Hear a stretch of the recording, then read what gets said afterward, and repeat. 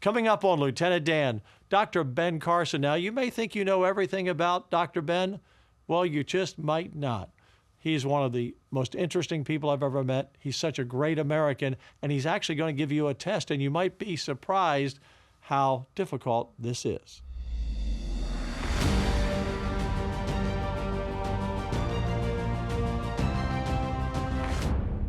The freedoms we enjoy as Americans didn't happen by accident. They were carefully protected by our founding fathers who understood a timeless truth. Our rights come from God, not government. That's why they place religious liberty first in the Bill of Rights. They believe government exists to protect our freedoms, not to control them. Last year, President Trump appointed me as chairman of the Presidential Commission on Religious Liberty and appointed my guest today, Dr. Ben Carson, as vice chairman.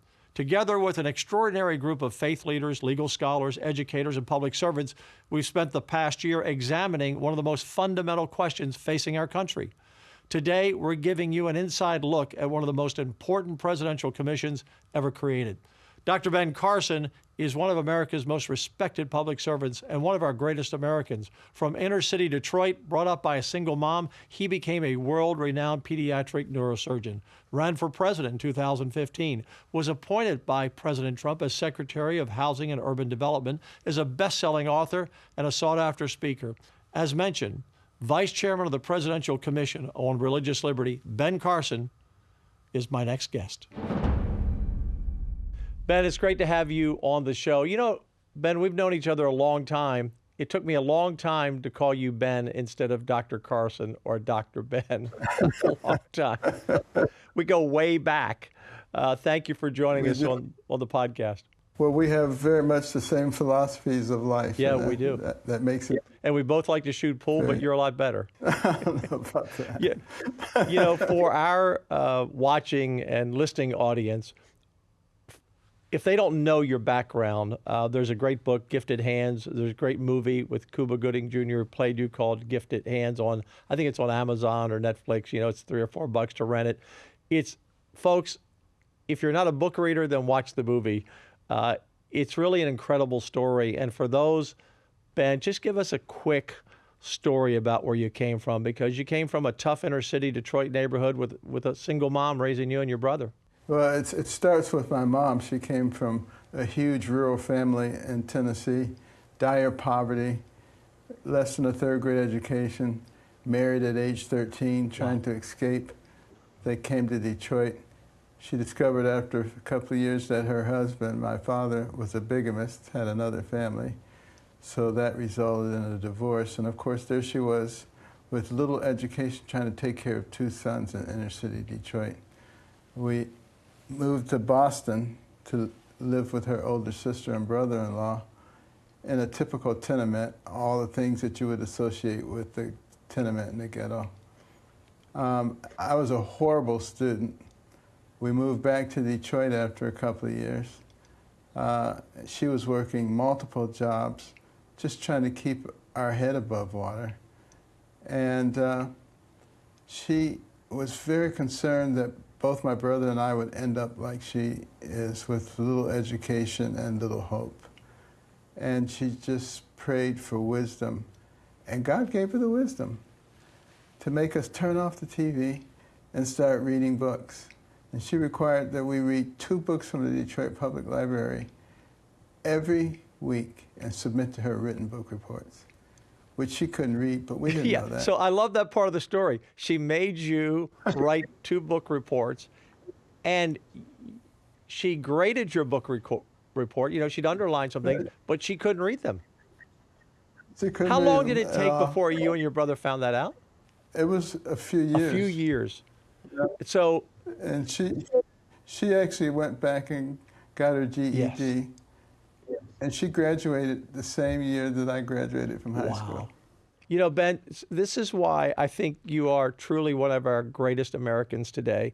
Because folks, and there's so much Ben and I could talk about here today, and I want to get to the key points of the story, but I want our listeners who don't know this to know your story and why I consider you one of our greatest Americans, because from where you came from, just that little glimpse of your life, and the fact that your mother and you graduated the same day, to become the premier pediatric neurosurgeon in the world. just doesn't happen except with God and in America. And a lot of hard work. And a lot of hard work. I don't want people to think that these things just happen. You have to put a lot of blood, sweat, and tears into it. And but I had tremendous faith in God also. That came from my mother. She didn't have much education, but she knew that God was the answer. Yeah.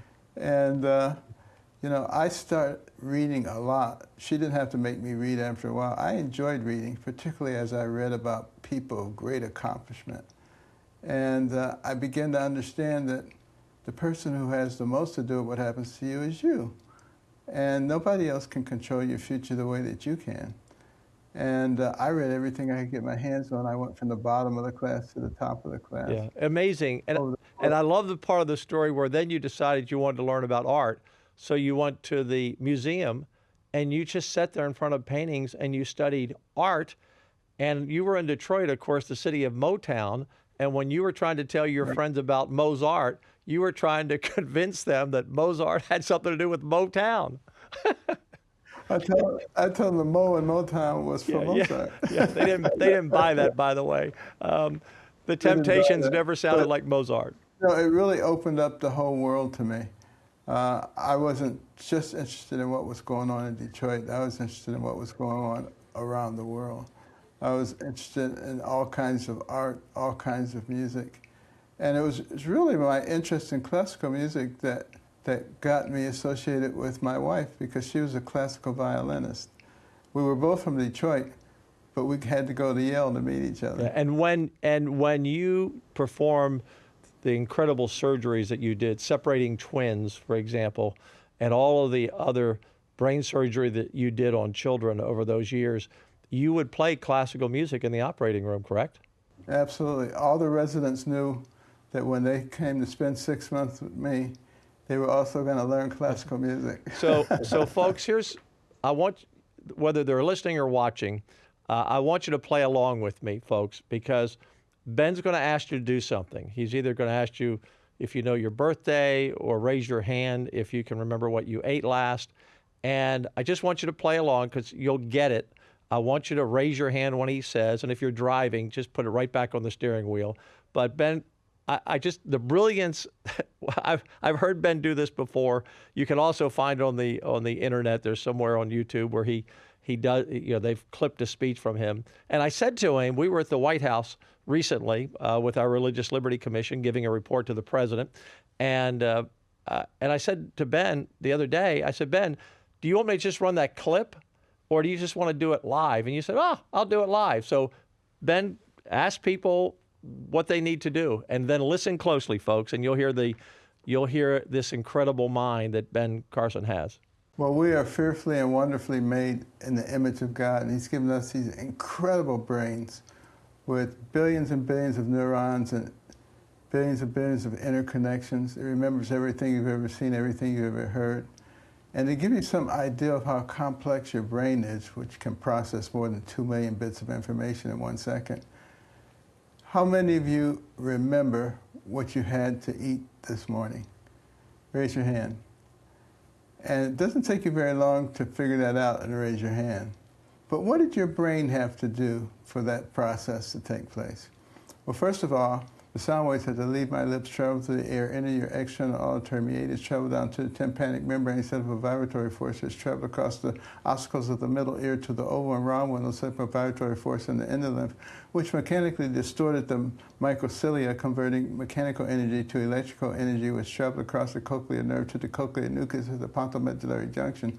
From there to the superior olivary nucleus, ascending bilaterally up the brainstem to the lateral meniscus to the inferior colliculus and the medial geniculate nuclei, across the thalamic radiations to the posterior temporal lobes, being the auditory processing, from there to the frontal lobes, coming down the victor jaw, retrieving the memory from the medial hippocampal structure and the memory bodies back to the motor response at the bed cell level, coming down the corticospinal tract to the cerebral peduncle, the cervicomedullary decussation, and to the spinal gray matter, synapsing there, going out to the neuromuscular junction, stimulating the nerve and the muscle, so you can raise your hand. And that's just for raising your hand and remembering what you had to eat. And you underscore, that shows how incredible the brain is.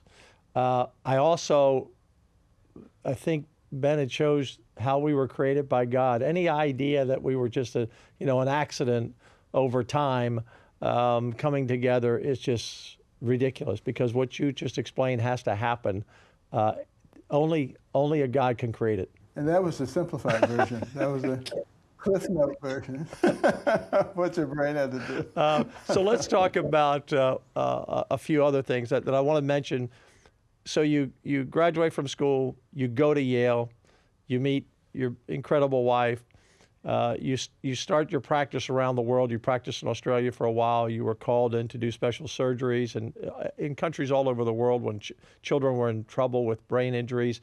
And then a little bit later on, you run for president in 2015. And did you know Donald Trump before you ran for president? Had you met him or knew him? I had met him at Mar-a-Lago when I moved to Florida. I moved to Florida when I retired. Okay. And I was going to become a great golfer and just cruise around the world and enjoy life. But God had other plans. So what I remember about that, Ben, was, and I don't know which debate it was, but there was a debate where they forgot to introduce you and call you onto the stage. It's one of, like, there were 8 or 10 of you running.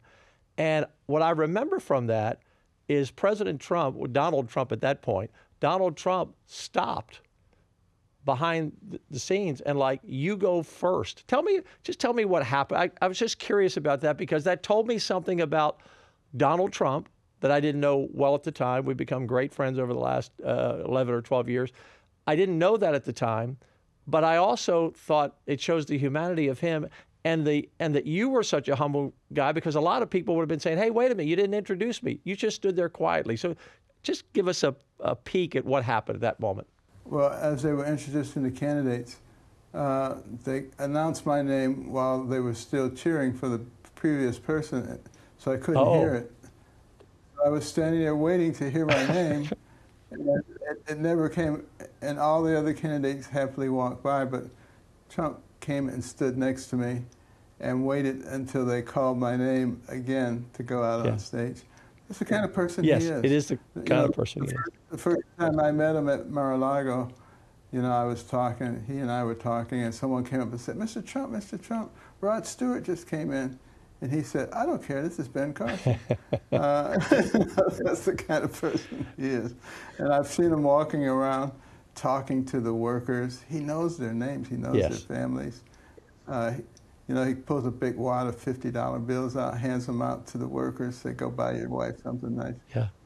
He's just a nice person. Except for when he's being attacked. Yeah, except for when he's being attacked. He is as loyal as you can be to his friends and and to strangers. He's the nicest person they could ever meet. And I said this on a previous podcast. I wish people could see him as we know him and we see him, because if a stranger comes up and says, can I have a photo, he'll take 4 or 5 to be sure it's good. Or I've seen him say, people come up and said, would you wish my father or my mother, or it's their birthday or anniversary? And he'll say, well, let's do a video. And he'll do a video, and he'll go on for minutes, doing this video for people. Again, whether it's the person in the motorcycle, the motorcycle group that's protecting him, or whether it's just the maintenance guy, at the plane when he gets off or gets on, it doesn't matter. He loves everybody and sees everyone as an equal. No, I know from talking to members of his family and people close to him, some incredible stories of things that he's done for people he didn't even know. It's just amazing. So let's talk about the Religious Liberty Commission. And again, we've known each other for a long time, but we really have bonded in the last year. The president appointed me chair of the Presidential Commission on Religious Liberty back in May of 2025. And when he and I first talked about it, I said, I'd like to have Ben Carson as my vice chair. And he said, absolutely, I love Ben. And so we served as chair and vice chair. We've had 7 hearings, over 100 witnesses. We have 200 pages of testimony that we gave him, along with 12 recommendations to guarantee that this great inheritance of religious liberty that our founders gave us, the first freedom, is preserved for the next 250 years. Just give the folks your perspective of how this all, how it started, and how you changed during this whole process of 7 hearings, of what you learned from it and learned from these incredible, courageous witnesses we had? Well, I think we would all be amazed to hear the things that are actually going on in our country. We're supposed to have freedom of religion, freedom of speech. All these things are talked about in our very first amendment, and yet we have people who abuse them. You know, I remember the story of a young man who was in the 5th grade, and they bonded some 5th graders with kindergartners, so you would have somebody to sort of be your person you looked up to. And they required him to read a story from a trans book to this little kindergartner who's just an innocent little child who, of course, is curious and suggestible. And, you know, he really didn't feel comfortable doing it. He did it because he didn't want to get in trouble. But telling us about that story is really heartstrings, thinking about what these kids have to go through, what they're being put through, and they don't know their rights. And that's one of the things that the Commission is recommending, that we make sure that rights are posted in public places, in schools and in workplaces, in the military and hospitals. People don't know their rights, and as a result, they're abused. Yeah, you know, Ben, and I remember his name was Shay, by the way, and I remember that testimony. I think it teared some of us up because and by the way, all the witnesses we had were courageous to fight back and say, I'm not going to take it. And so he and his mother, and I don't know if she was a single mom or not like yours, but she played an integral part in this. So his mother and he went to the school board, and they made fun of them. They talked about how all the teachers were dressed in the same shirts supporting the trans movement, and they just ignored her, and they eventually ran him out of school. Again, he was a 5th grader. They ran him out of school. They ran him out of the community. They had to move. But he fought back and prevailed in court. And then we had the Navy SEAL who had all of his benefits taken away after so many years serving our country because he wouldn't take the COVID vaccination for religious reasons, but they let everyone else skip the vaccination if they said, well, it's for medical reasons. But if you said it was for my religious reasons, they tossed you out. The teacher who wasn't allowed to wear a cross, they put her in a room, and they still paid her full salary but wouldn't let her teach kids. We heard story after story, again, 103 witnesses, that it was very clear, Ben, that this whole notion of separation of church and state was being used as a hammer to say you're violating the separation of church and state, either by people who didn't know it was not in the Constitution. They were just ignorant, whether they were a commanding officer or a superintendent or a principal or head of a hospital. They were either ignorant or they knew that it wasn't in the Constitution, but they used it anyway. Absolutely. Well, it also shows us how important it is to be willing to stand up for your rights. The reason that the leftists and those who want to get God and religion out of our society do so, the reason they can do it is because other people don't push back. They just yield. And we don't need to do that. The rights are there. This commission is there to help people understand what their rights are and to make sure that those rights are enforced. So I remember, Ben, last May, we were sitting in the West Wing waiting to go out into the Rose Garden, and it was a really hot day. And so we sat in there, and I remember before walking out the door, I said to you, Ben, and you know how the president works, and listeners and viewers won't know, but it's kind of unscripted. You know, you kind of have to be prepared to say something because he might call you up, or it may not happen. So I said, I better have something prepared in case he calls me up, which he did. And I said, Ben, do you remember when I said to you, you think I'm good talking about Jesus in the Rose Garden? Yes, you were concerned whether you should, but you did. Yeah. And it actually went over very well. And we don't really need to worry about those things.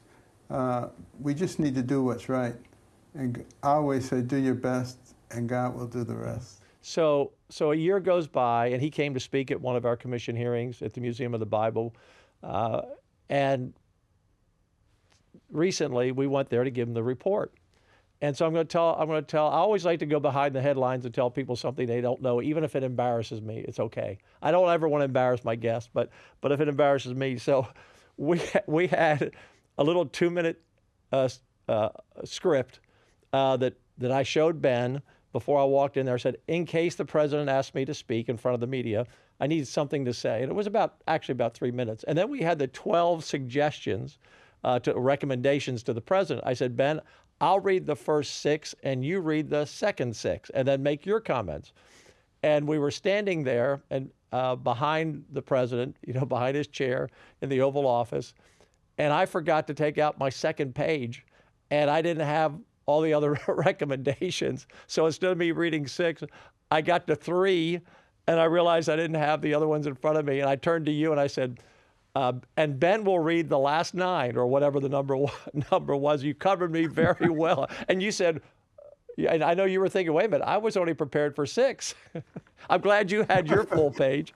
But it was seamless. I don't think anybody even noticed. No. But I thought I'd tell him anyway. It was kind of, it's, the president makes you feel so comfortable when you're around him. But at the same time, and as much experience as you've had in your life, and you're a high demand speaker. You've done everything in the world speaking about medicine and politics, and you were Secretary of Health. of HUD. The president appointed you in his first term, and would have appointed you again to do that, but you decided you wanted to do some other things because he loved what you did in the first term. But it's still a little, for me, I'm still a little nervous when I go in the Oval Office because I'm walking into history, and then to have the opportunity that we had to stand behind the president, and it was probably about a half hour, and speak, and no one checked out what we were going to say. There was this trust level of the president was going to be good what we said, and the other people in the commission, Dr. Phil, Reverend Graham, Cardinal Dolan, Bishop Barron, Kelly Shackelford, Ryan Anderson, Allison Ho, Eric Metaxas. I'm probably leaving someone out there, and I don't mean to, but Paula White, all of them had a chance to speak. And I think they were all greatly impacted by the commission's work. And as you said, shocked at how the Biden and the Obama administration went after Christians, not just to stop them and silence them, but to punish them, threatening jail time for some of them. Well, when I was the Secretary of HUD, I was astonished to see how many programs excluded faith-based organizations. And I don't think they even remember, before the government got so big and involved, it was the faith-based communities that took care of everybody. It took care of the homeless and all these people. And what we started doing after we got rid of a lot of those regulations that kept us from being able to do anything with the faith-based community is empowering the ones who are having a positive effect. Something we call the mustard seed program, where if they were really getting people out of poverty and helping families, instead of making them jump through 600 hoops to get federal help, we said, we're going to give you funding to continue doing what you're doing and to expand it. And, that's the kind of situation in which the government can be very helpful. Yeah. But you have people who have a bureaucratic mindset that they know best. Who knows best are the people who get the results. Yes. And Ben, I felt good about the work that we did. He's extended our commission for another year so we can do follow-up. And these 12 recommendations, what I want the people to really embrace is that our whole goal is not to push one denomination, one faith. We are a Christian, primarily Christian nation. Our Constitution, the Judeo-Christian ethic is built upon the Word of God. Our founders have been misquoted. They've been called everything from deist to atheist to people who really didn't believe. But we know when we actually go back in the Constitution and all the letters they wrote, we know these were serious believers because they didn't have to to make the First Amendment and the Bill of Rights. Madison didn't have to make that about freedom of religion. It's the first right you have, and if they can, as I said in the Oval Office, if they can come in and take that away from you, your right to believe, or if you choose not to believe, if they can take that away from you, everything else falls by the wayside. Absolutely. And what we're seeing, Ben, and we'll kind of wrap up here with this, the president talked about the communism march in this country today, where we're seeing in mayors elected in cities and others. The first thing every communist government has ever done in the whole world is to remove God, punish the believers, make the believers disappear, especially their leaders, so that government becomes their God. And we have a nation right now, Ben, that's clear. There are people who believe in God, and there are people who don't believe in God. And some of those people who don't believe are trying to push God out and silence believers. And so this report says, no longer let anyone say separation of church and state is a reason to be quiet, not to have a nativity scene, not to wear a cross, not to pray where you want to pray, not to say Jesus in a valedictorian speech or a coach to pray on the sidelines. We're saying, wait a minute, it's time we, like little Shay, fight back. Absolutely. And we should recognize that we are the country whose founding document says that our rights come from our Creator. We have put him in everything. Yes. All of our money says, in God we trust. It's in our Pledge of Allegiance that we're one nation under God. Of all the nations in the world, over 200, how did it happen that this obscure little nation defeated the most powerful military force on earth and became the most powerful military force on earth in record time? I don't think it was a coincidence. It was the principles and the values that we believe that came from our faith. And that's why we should not abandon it, because if we do, we will go down just as quickly as we rose. Yes. America is a very, very special place for that reason. We're the only nation that has a dream. There's no other nation that has a dream. Everybody knows about the American dream. Why is that? And again, not a coincidence, but because of the environment that we created that allows people to use their God-given talents to improve not only their lives and their families' lives, but their community and their nation. Ben, it's been an honor having you. It's I think I'm just going to say this, and some men listening, older men particularly, will, I think, relate to this. But I said the other day to you, I said, I love you, Ben. You're such a great friend. You're such a humble person. You never want the attention to be on you. You could have easily been the chair of the committee and I'd be your vice chair. People in your position might have said, well, Mr. President, I think I should be chair. I was in your cabinet. You just have a humbleness about you that I've not met from anyone else, and your brilliance. I mean, you're just in every way. And again, as I said at the beginning, you're a great pool player. I mean, we were at an Astro game, and the game was like 7-0 in the fourth inning or something. You said, hey, you want to go shoot pool? The game's over. And we went to someone's home that had a pool table, and I'm a fairly good pool player. I didn't win a game, and you strung me along. You'd let me get to one ball left, and then you'd run the table on me, and it didn't connect to me, Ben. Your book, Gifted Hands, your movie, Gifted Hands. Yeah, gifted hands are needed in a game of pool. You know all the angles. Ben, you're just a great American and great American. Thank you for spending time with us. Let me just say, it's been and will continue to be a great pleasure working with you on the Religious Liberty Commission. But I've worked with you on other things, education, other things in the state of Texas, and you are the most active lieutenant governor in the country. There's no question about that. All the other things that you have to do, I frankly was astonished that you could do this with the Religious Liberty Community and be very active. And there was one small crisis that arose. The way you handled it was absolutely masterful. And it's going to be a pleasure working with you as we continue to try to make sure that our nation remains one nation under God, indivisible with liberty and justice for all. And you have a movie people can watch, Tell them real quick, it's a movie for children about our country, the American adventure. Go ahead and talk about Star Spangled Adventure. Star Spangled Adventures, the movie.